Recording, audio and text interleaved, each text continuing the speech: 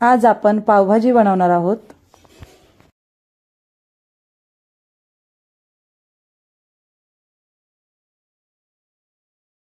Cooker गरम करून घेतला, त्यामध्ये 1 चमचा बटर, 1 चमचा तेल घातले, त्यामध्ये आलं लसणाची पेस्ट घेतली, ती परतून घेतली। आलं लसणाची पेस्ट परतून घातल्यानंतर त्यामध्ये भाज्या कापलेल्या आहेत त्या टाकल्या आणि त्या परतून घेतल्या।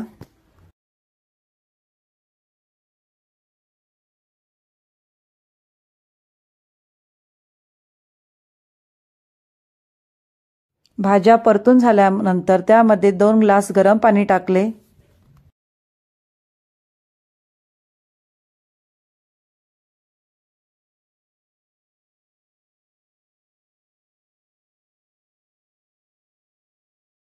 पाणी टाकल्यानंतर कुकरचे झाकण लावून 3 ते 4 शिट्या घेतल्या।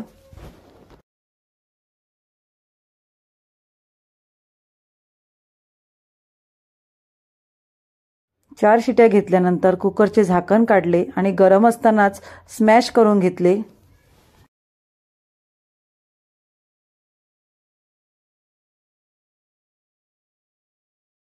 गॅसवर कढई गरम केली, त्यामध्ये 1 मोठा चमचा तेल घातले आणि 1 चमचा बटर घातले।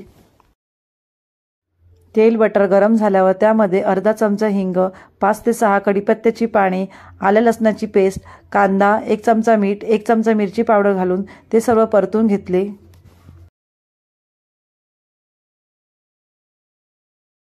परतून झाल्यावर टोमॅटोची प्युरी घातली। त्यामध्ये 4 चमचे पावभाजी मसाला घातला, तोही व्यवस्थितपणे परतून घेतला। पावभाजी मसाला परतून झाल्यावर त्यामध्ये शिजवलेल्या स्मॅश केलेल्या भाज्या घातल्या।